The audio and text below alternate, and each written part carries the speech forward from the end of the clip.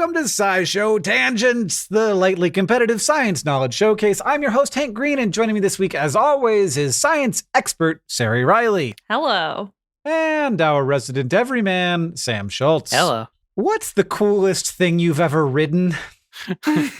Oh, Toyota Corolla? I don't know. Nothing.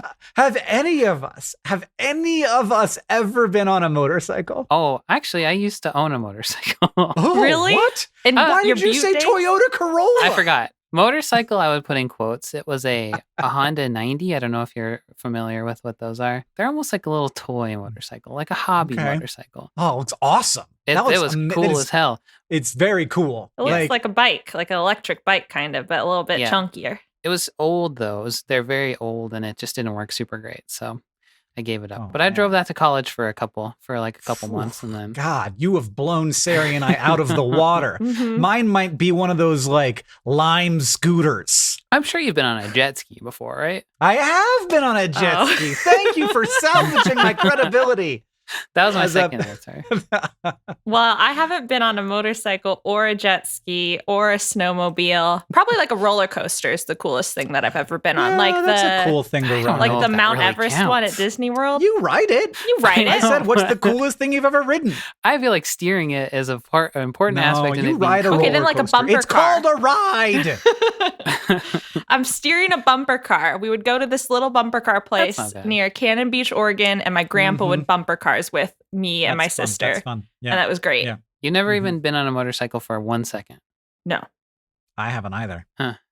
My Yeah. mom got in a motorcycle. Her brothers run a motorcycle shop, and she got in a pretty big accident. Her whole knee scraped up. So I think Oh. she was like, let's not have my Scraped children up do in the on kind the of way list. that it's still scraped up. And you Yeah, can it's tell. like very, she would always be like, this is my motorcycle scar Yeah. from Malaysia. Wow. So your mom is way cooler than you. Oh, yeah, definitely. She's like, It's she also knows her like 5 brothers. languages Yeah. and Yeah. has ridden motorcycles and Yeah. extremely cool person. It's a fairly universal experience for my/your generation that our parents are way cooler than Yeah. us. My dad was driving a truck when he was like 10. Yeah, my dad was a commercial fisherman in Alaska, and he has like rocks inside of his knee. Every week here on SciShow Tangents, we get together to try to one-up, amaze, and delight each other with science facts while also trying to stay on topic. Our panelists are playing for glory and also for Hank Bucks, which I will be awarding as we play. And at the end of the episode, one of them will be crowned the winner. Now, as always, we're going to introduce this week's topic with the traditional science poem. This week, it's from me. Are you ready? I Mhm. wrote it 4 weeks The ago. long promised paper poem. Here It we better go. be good. It's not. Soft and crinkly, very thin. Fold it into a shape you can put things in. Get it real wet. So what? Fold it into a shape you can put things in. I mean, yeah. Get it real wet so it's nice and pulpy. Put locks together. It gets real bulky. Write down your thoughts in short little jots or make little dots in the shape of knots. Made out of lignin and cellulose. Trying to eat it is really gross. Paper so brown or paper so white. Paper so dull or paper so bright. Paper in the day or paper at night. Paper on which we all can write. You pulled it through at the end there. I liked it. I kind of got sucked in. I think it held up all the way through. Thank you. I feel like you know that a poem is going to be bad when it starts out and you're just describing the thing, like literally describing it. One thing I know about paper, very thin. Yeah. Sari, what is paper? Well, it's very thin and it's kind of crinkly. I mean, now that I've said that, there is some like thick paper. There's thick paper Yeah. that you can't easily crumple. There's paper that you can't easily write on. You gotta have Yeah, special I've- inks or Yeah, materials. people make like couches out of paper. Is there a thickness of paper at which it just becomes a plank of wood? I don't think so because paper is processed wood. So paper is material that's produced by a combination of mechanically and chemically processing plant matter. So wood or grasses or fabrics like cotton that are derived from plants.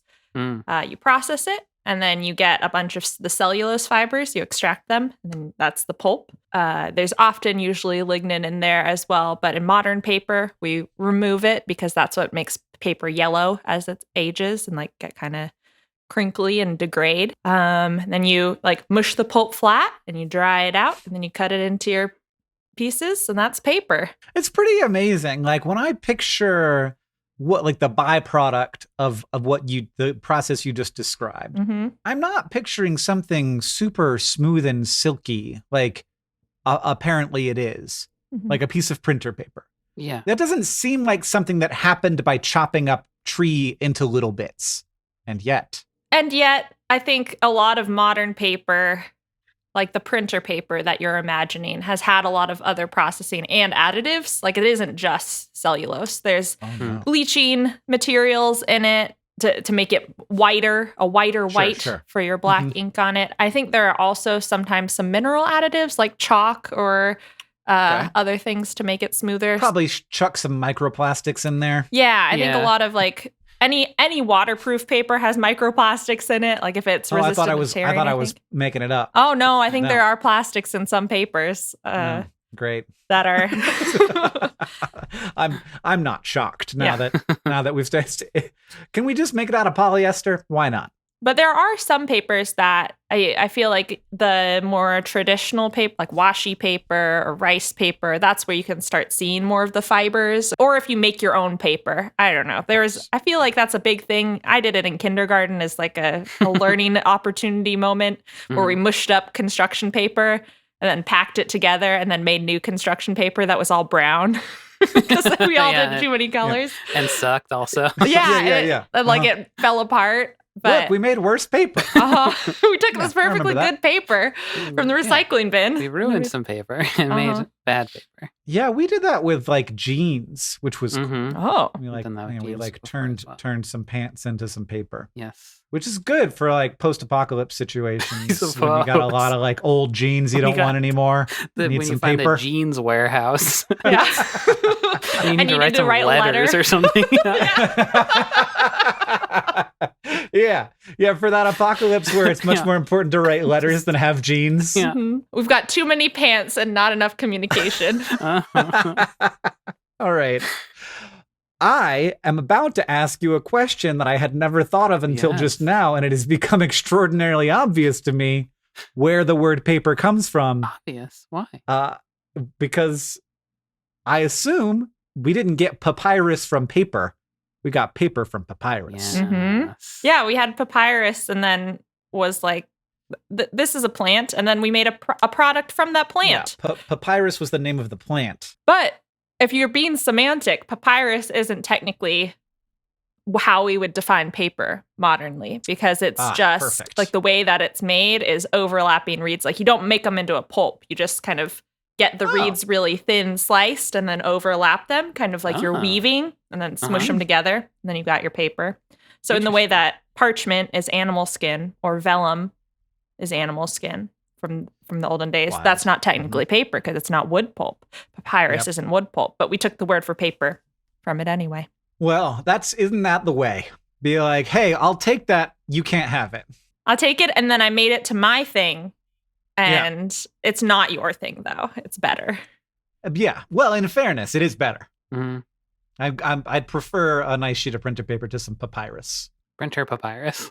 I mean, everybody's looking to like for something a little hip. And I think that if like printer papyrus. Yes. Some people listen to vinyl records and some people have printer papyrus. You have to have a really beefy printer, though. Yeah. That sucker's jamming up for sure every time. All right, I feel like I know what paper is, and that means that it's time to move on to the quiz portion of our show. This week, we're going to be playing Paper, Truth or Fail. Most of us use paper as a thing on which to write or print, but scientists and engineers have devised many ways to make and use paper over the years. The following are 3 stories of incredible paper technologies, but only one of them is a true story. The rest are lies. Which one is the true one? To enable other scientists to read the sequence of short pieces of DNA, scientists crafted a paper strip labeled with fluorescent dyes that reacted with nucleic acids. When the strip is dipped into a solution containing the DNA in question, it produces a color readout corresponding to the sequence. It could be that, or it could be While secret messages can be sent with invisible ink, one engineer wanted to see if they could make a paper that is the secret message. To do this, they drew lines onto a paper using an ink containing materials that reacts with infrared light. The paper then looks like it's filled with scribbles, but under the light, materials inside of those lines contract and cause the paper around them to self-fold into a message. What? Or it could be this fact. To create a material that could potentially be used as a powerful Band-Aid, researchers fabricated a paper using organ tissue. They used pig organs, stripping them of their cells and grinding the protein mesh that remained into a powder that they then mixed with other chemicals to create a thin sheet that is able to support the growth of human stem cells. So, is it the genetic paper for your genetics paper, a secret papered into your secret paper, or a tissue paper made out of paper tissue?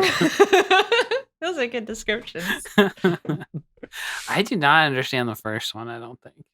It's a piece of paper, and it's got special stuff inside of it that binds to nucleic acids and reacts with them. And as the solution is drawn up the paper by capillary action, it binds, and then according to some thing to do with the DNA, it then is able to sort of show you the pattern that a specific sequence of DNA would make. Oh, okay. On the paper. Smart guy stuff. That feels like it would be rude if that existed, because I did so much DNA sequencing in my undergrad.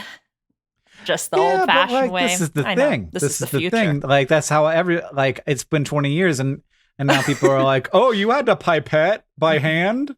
Well, of course, they still have to pipette by hand. Yeah. You let the robot pipette for you? There are robot pipettes, though. Pipette and robot by now. Absolutely. That just meep, meep, meep, meep, meep. I've seen them. No more scientists, only pipette and robots. Right? Yeah. That seems like, as much as I know about scientists, it seems like mostly what they're doing is pipetting. Is that true? That is, yeah. It is a lot. I've heard you complain about glassware. pipetting. I've heard Siri complain about pipetting. Yeah. I've heard Deboki complain about pipetting. It's a big part I of the mean, job. I've even pipetted and it sucked ass. So.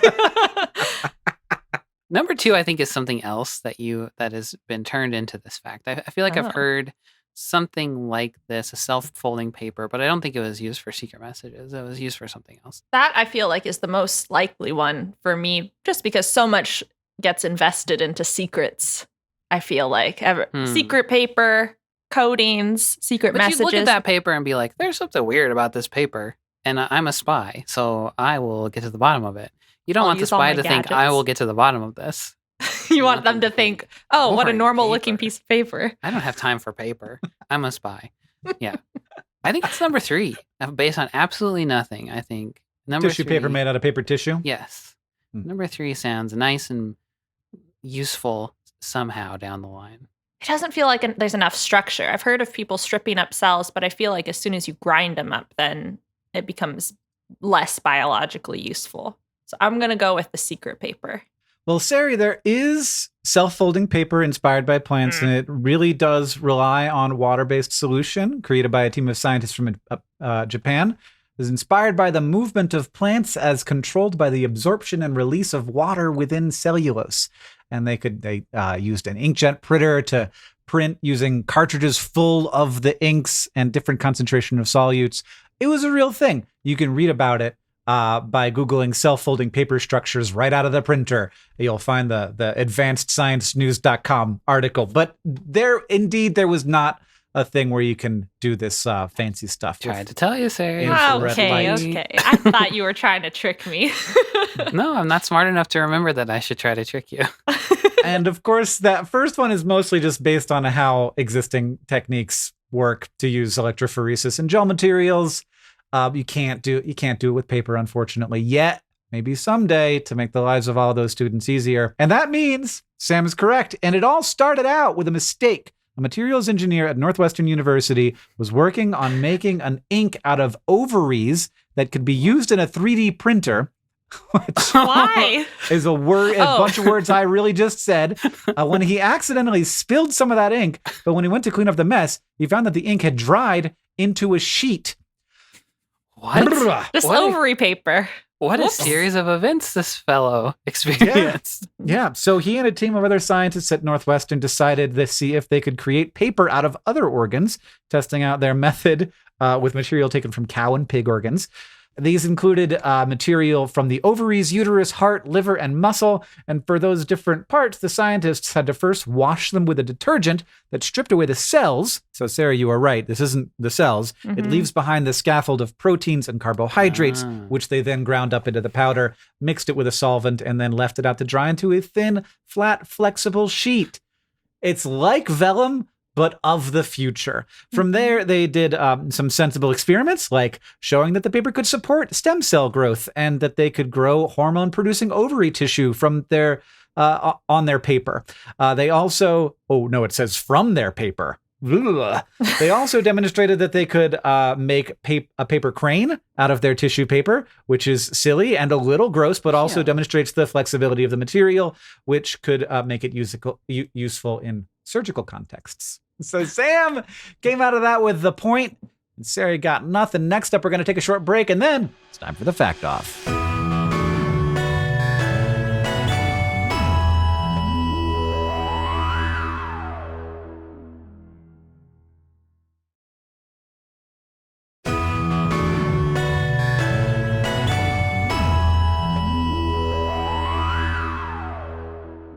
Welcome back, everybody. Now it's time for the Fact Off. Our panelists have all brought science facts to present to me in an attempt to blow my mind. And after they have presented their facts, I will judge whichever one I think is going to make the best TikTok and award it Hank Bucks any way I see fit. And to decide who goes first, I have a trivia question.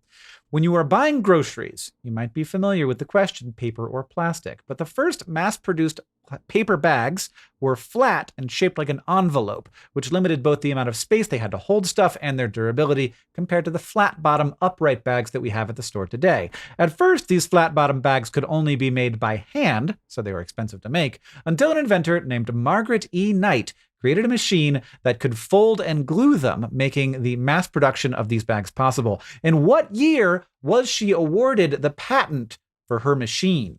So her name's Margaret E. Knight, and she got a patent, which I feel like narrows it down to some certain time frame. Yeah. But I'm going to say 1922. All right, 1922. I feel like earlier than grocery stores feel like an old thing. I think grocery stores are kind of a new thing. Oh. I think grocery stores of some kinds have always existed. Yeah, you'd go to the grocery market. stores, we understand it. Paper or plastic. Still, you don't have to have a grocery store to have a paper bag. I think they put everything in a crate for you up to a certain point. Right? Just a bunch of human nailed wood. Yeah. Yeah. I'm going to say 1760. That can't possibly be right. Well, I thought Sarah was going to have a lock on this. Oh, rats. But you went way early. I don't know when things are existing. It's 1871. So, Sam, congratulations. People weren't named Margaret E. Knight in 1760. Okay. Maybe they I think I went a little early. People were named Margaret the Knight in 1760. Margaret E. Knight would have to be like Manfred E. Knight secretly patenting under a male name, probably in 1760. Okay. Yeah. Here's some names from the 1700s. Betty, Bridget, Caroline, Catherine. See? Okay. These are normal names. You're right. Harriet, Francis. Betty in the 1700s? Apparently. Of course, the most common boy name during colonial times was John, closely followed by the other very classic boy names such as William and Henry. Got all three of your names in the first sentence of 1700s names. I like the fact that Sam thinks that there were knights in 1760. There's still knights. It's a really good joke, so I didn't want to be mean about it. But there were probably a couple left. There was definitely like colonial nostalgic people who did Ren fairs and like, Sir Knight, how's it going? Europe still existed in the 1700s. Europe still exists now. And there's knights. Paul McCartney's a knight. You know? It's true. Paul McCartney is a knight. There are still knights. Okay. Sam wins. And also Sam wins. Who do you want to go first? I'm scared of this one. I want to go first because I don't know how this is going to go. Okay.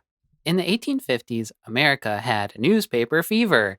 And in the 1850s, and this I did not know, we were using linen fibers, usually from old rags to make paper, not wood pulp like newsprint is made of today.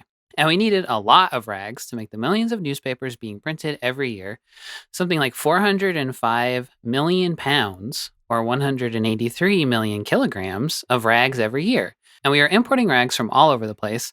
But as other countries started printing more and more as well, there aren't that, there's only so many dirty rags to go around. So we had a rag shortage. I like all newspaper is like the existence of newspaper is built upon just a tremendous surplus of rags. Yes. Yeah. Whatever. Like there were way too many rags. I don't know what we were doing with them, but there were lots. Yeah. And so we were like, I guess we should just create journalism. We need to create journalism. and then that journalism got so popular that the rags were like, we're all done with it. Now we have a rag shortage. We thought we'd have rags forever, but look at us now. So anyway, we're out of rags. So radical solutions had to be explored so we could have newspapers. Meanwhile, in like 2050 BCE, the Egyptian people were engaging in the practice of mummification. That's not how meanwhile works. A type of ceremonial burial that involves embalming the body and wrapping it up in linens. You know what mummies are. And while it might seem to the modern day person that mummification was reserved for pharaohs and people of high rank, I think pretty much everybody got mummified back then. It was just what you did when you died. And after being a little worried about where this is going. And after being mummified, often you were buried in what was basically a graveyard with lots of other mummies. Now, back to the 1850s, another fever that was sweeping not just America, but the world was mummy fever. People in Europe had been obsessed with mummies for a pretty long time at this point, stealing them from Egypt and destroying them to make medicine, to make paint. And basically as like sideshow acts, they would just take mummies apart and be like, whoa, look at this, for like the previous 200 years before this. So there were European people crawling all over Egypt, digging up mummies for all kinds of reasons. And one of these people was Dr. Isaiah Deck. Deck, an Englishman, was an explorer by trade. And I think what explorer means basically is that he just would go around the world looking for stuff to steal and ways to make money. And wouldn't you know it, the London Times put out a £1,000 prize to anyone who could find a new source of paper. So according to my very unscientific calculations, I think that was about $35,000. And that's a lot of money. So off Dr. Deck went in search of paper. He went to Jamaica, where he was simultaneously looking for copper mines to exploit. And he thought about plantains and native grasses, but that he couldn't make that work. Then he just happened to be on a trip with his dad in Egypt looking for Cleopatra's lost emerald mines when he realized... Real explorer thing to do. It's a different era. Yeah. That's just what people did on vacation back then. Yeah. They didn't have It's Disney. just like I got a lot of irons in the fire, Trying to solve this paper problem, trying to exploit copper in Jamaica. Yeah. There's a lost emerald mine, I'm pretty sure. Yeah. I think that I'm pretty sure he's got a good line on the Holy Grail. I'm going to head for that. Yep. Real Indiana Jones vibe here. While he and his dad were in Egypt, he realized that there were just tons of mummies everywhere. They were digging up big holes filled with mummies, and they were all wrapped in linen. Linen that had been treated with preserving chemicals even. Mummies, thought Dr. Deck, was paper. So he wrote a scientific paper called On a Supply of Paper Material from the Mummy Pits of Egypt, in which he estimated that if we took the wrapping of all the mummies in Egypt, we'd have enough linen to supply America with paper for 14 years. That's not true.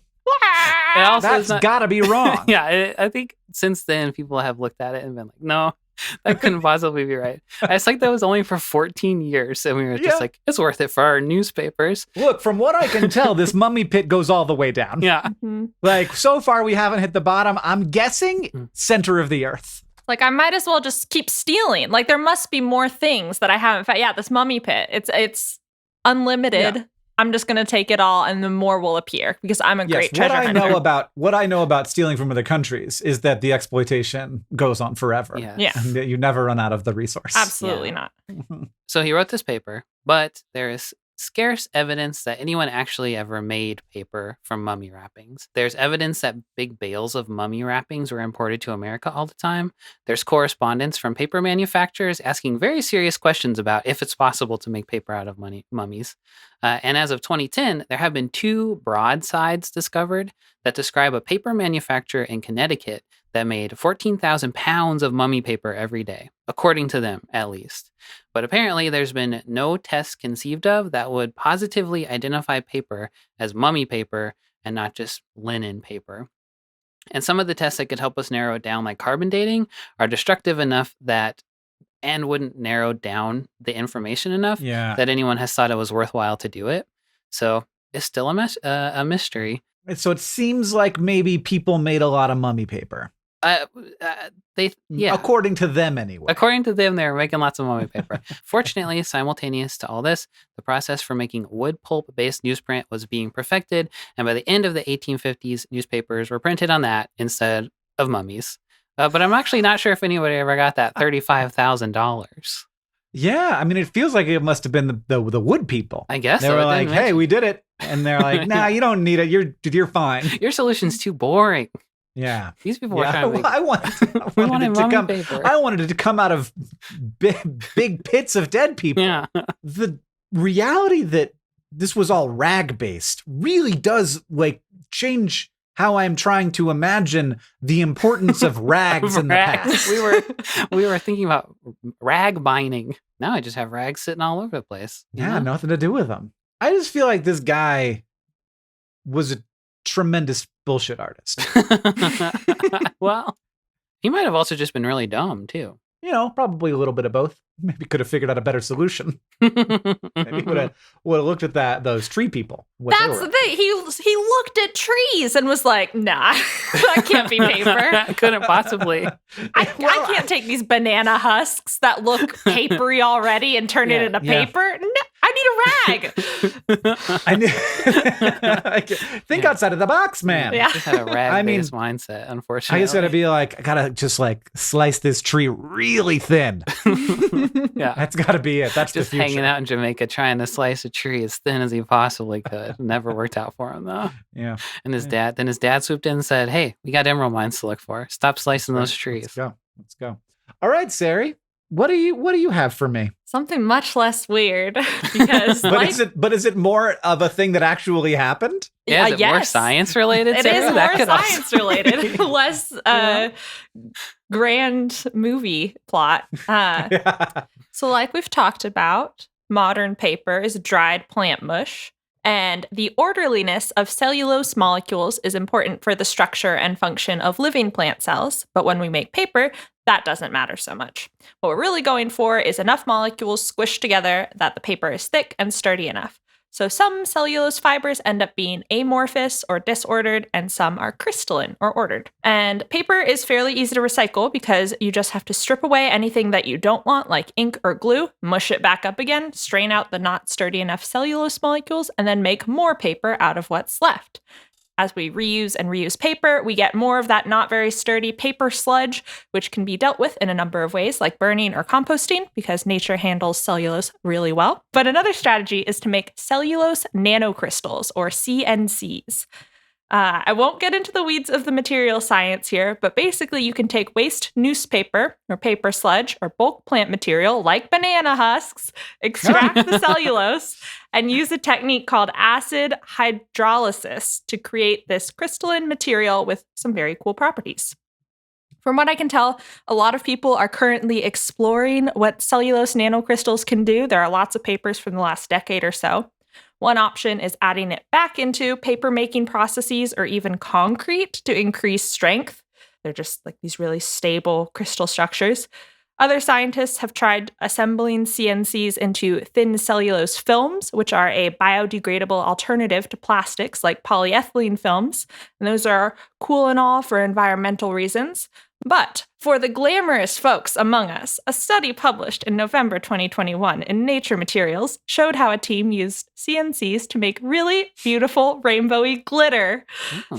This glitter gets its pizzazz thanks to structural color rather than pigment. So it's the way visible light refracts inside the cellulose nanocrystals, similar to how butterfly wings or peacock feathers get their iridescence, as opposed to like paint. And it's sparkly, it's colorful, it's edible and wearable and biodegradable and not made of microplastics like a lot of current glitter. I mean, like all of current glitter. Yeah. Like, what else do you make it out of? Mica, you can like squish up rock, get the mineral. Rock. Okay. Yeah. Fish scales too, I bet. Yeah. Anything shiny that you find, you can just mush it smaller and then that's glitter. But a lot of plastic. So if we can push to recycle more paper and plant scraps, then maybe we don't just make more paper. We might be headed into a bright cellulose-filled future of arts and crafts. See, this is good because, one, my brain is like, no, you can't make glitter out of paper. That doesn't make sense. But, crystals. 2, people are worried about microplastics. 3, people like glitter. Yeah, you got biodegradable glitter. You can sprinkle it. It'll still get everywhere, but then eventually a bacteria will just eat it away. It'll be gone. Well, if I had said mine in the 1850s, you would have said, this is good because we're running out of rags. We're running out of rags. And people love money, mummies. People like a newspaper. And I have no problem with grave robbing. Well, here's the situation. I think that both of those facts are about equally good, but Sam already had a point coming into it. So the winner of our episode, sorry, Sari, is Sam. Congratulations, Sam. I've been real smart lately. That's what I'm. You are handily winning this season. Don't worry. You got a lot of chance to come back, Sari. Yeah. It's 7-5. I think I lost by like 20 episodes last year. So yeah. It's okay. We're neck and neck. Yeah. All right, that means it's time to Ask the Science Couch, where we've got some listener questions for our virtual couch of finely honed scientific minds. This one is from @BelindaMessy, who asks, what gives fresh paper and fresh books that nice smelling smell? I don't know. I know that there's like a thing that happens to paper after it's like been around for a while, where it degrades into vanillin, which smells like vanilla, because it's the thing that gives vanilla a lot of its vanilla smell. But I think that mostly happens when it's a little old, not when it's brand new. So I don't know what like VOCs would come off of paper that would be actually smellable, because the cellulose is probably too big to smell. I would guess it's the bleaching stuff, because bleach smells kind of nice, don't you think? I think it does. So do you know, Sari? I got nothing. Yeah. So I also found a lot about old books. And you're right. Vanillin, benzaldehyde is another big one. Yeah. That's the almondy smelling one. Yeah. And furfural, I think that's how you say it, which is almond-like. So yeah, a lot of people talk about old book smell because those are what the paper compounds like the cellulose and lignin break down into. For new books, it's what Sam said, basically, of like everything that we put into the paper or books, new books, that could be kind of stinky. So papers, inks, bleaching agents, adhesives. Inks, totally. Yeah. I totally feel like I can, when I crack open a new book, there's like an ink smell. And I tried to find some of it. There isn't a lot of modern printing press literature out there as far as I could find. But a lot of bookbinding adhesives used nowadays are ethylene copolymers, like vinyl acetate ethylene or ethylene vinyl acetate.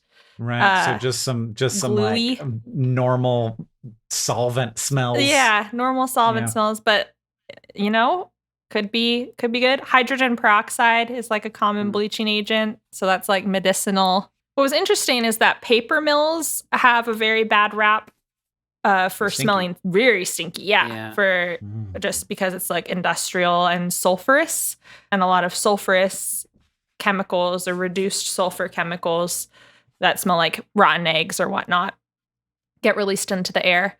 From what I can tell, the good paper smell is probably the printing process. And I only say this anecdotally because we used to have a laser jet printer. Like that's what I printed all my high school essays on, was like this big laser jet printer.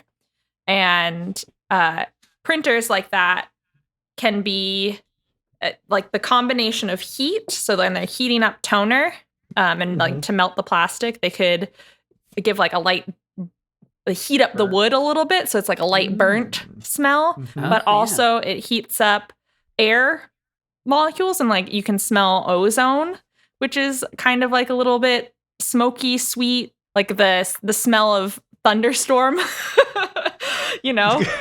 Sari's being a real champion given this whole spiel while Sam and I smell every book. Listening and thinking about yeah, me What's too. he saying? But like we're just like smelling books. I love it. This is great. Or printers, any sort of printer where you're putting ink on, there's usually some heat. So like it could be just heat burning up dust a little bit, or it could be like any sort of, so if you like campfire-y smells or like burning things, then that would be. So I've gone through and I've smelled a sort of like selection of books that I have. Like this is the book I got most recently, I think. I got it in the mail from my publisher. And it has very little smell. It is like hard to detect. There's a smell there, but it's kind of hard to detect. And then I like the oldest book I smelled, I think had the strongest and best smell. The older books smelled better. And the newer books smelled less, but also worse.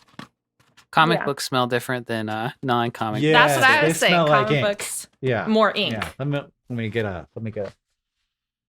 Yeah, very inky. So that one's pretty old, and it does have that vanilla smell, even the comic book. And it smells like going by here a little bit like the bookstore in general, which would be like, I don't know, that furniture. That bookstore smell, yeah, for sure. We're really going after it, you guys. I have a lot of books down here to smell. I'm gonna be at it all day. Well, the world will never know. No, that's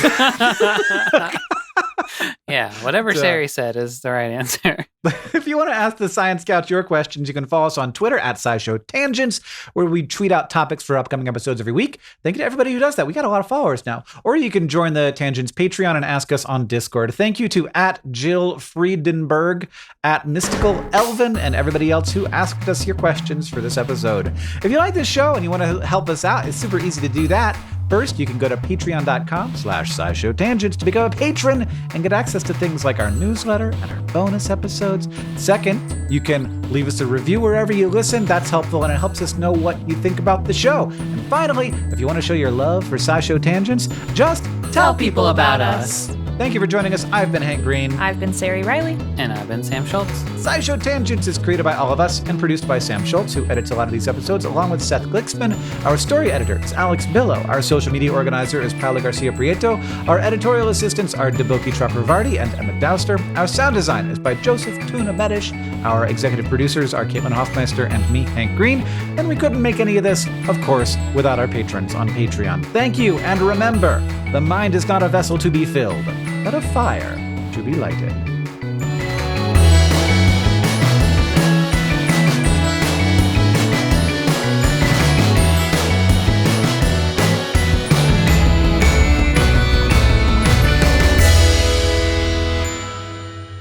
But one more thing.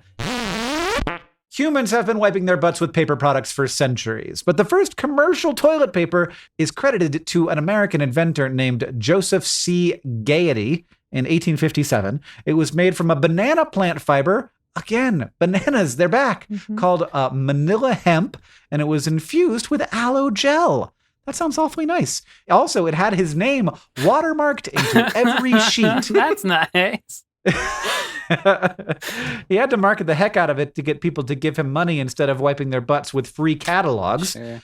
So I present to you a quote from a flyer titled, "The Greatest Necessity of the Age, Gayetty's Medicated Paper for the Water Closet." And here it is.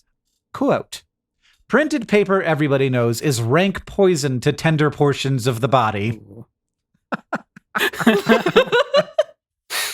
Individuals would not put printer's ink in their mouths, yet they have no hesitation in allowing themselves and their children to lay in a plentiful crop of piles or aggravating them if they exist by applying that ink to the tenderest part of their body corporate, if we accept the eye. So the question was asked at Gayetty headquarters, what is the tenderest part of the body? And they were like, I think it's my butthole. And somebody was like, your eye. It's the eye. It's the eye. They're like, okay, fine. Mhm. How much cheaper in every respect is it to use paper made of the purest material and medicated with the greatest care? How much? True. I agree. Cheaper in save a every lot. respect, except for dollars. Except for You dollars. save a lot of money in butthole maintenance, though, Hank. Yeah. That's right. The thrifty You- man spends twice on his butthole. But that's like